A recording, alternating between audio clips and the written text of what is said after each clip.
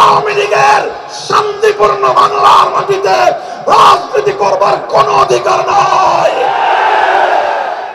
আমি আওয়ামী লীগের রাজনীতি নিষিদ্ধ করবার দাবিতে নয়, নিষিদ্ধ করবার দাবিতে নয়।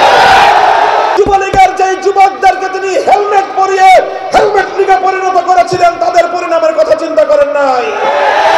ঐতিহ্যবাহী ছাত্র সংগঠন ছাত্রলীগের যাদেরকে তিনি হাতুড়ি দিয়ে ছাত্রলীগ থেকে হাতুড়ি লীগে পরিণত করেছিলেন, তাদের পরিণামের কথা দুইবার তিনি ভাবেন নাই। আমরা রক্ত দিয়েছি, জীবন দিয়েছি, শাপলা চত্বর রঞ্জিত করেছি, 21 সালে রক্ত দিয়েছি, দেশ ছেড়ে পালিয়ে যাই নাই। 14টা লাগেজ নিয়ে হেলিকপ্টারে করে 5ই আগস্ট দুপুর বেলায় তিনি বাংলাদেশ ত্যাগ করে সেই দাদা বাবুদের দেশে গিয়ে আশ্রয় নিলেন। একটা বারের জন্য কোন আওয়ামী লীগের কথা চিন্তা করেন নাই। একটা বারের জন্য যুবলীগের যে যুবকদেরকে তিনি হেলমেট পরিয়ে হেলমেট লীগে পরিণত করেছিলেন, তাদের পরিণামের কথা চিন্তা করেন নাই।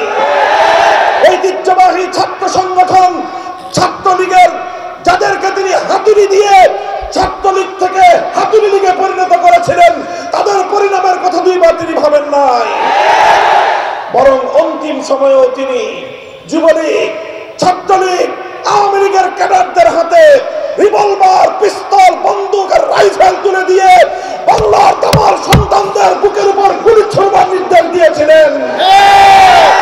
এভাবে তিনি তার দল আওয়ামী লীগকে জনগণের মুখোমুখি দাঁড় করিয়ে নিজের আখের গুছিয়ে পরিবার নিয়ে তিনি চম্পট দিলেন। আমাদের আলেম আমাদেরকে ডান্ডা বেরি পরিয়ে, হাতে হ্যান্ডকাফ পরিয়ে, বুকের মধ্যে বুলেট প্রুফ জ্যাকেট জড়িয়ে, মাথায় হেলমেট পরিয়ে মিডিয়ার মাধ্যমে সারা দুনিয়ার সামনে আমাদেরকে সন্ত্রাসী, জঙ্গিবাদী বলে আখ্যায়িত করবার পায় তারা চালিয়েছিল।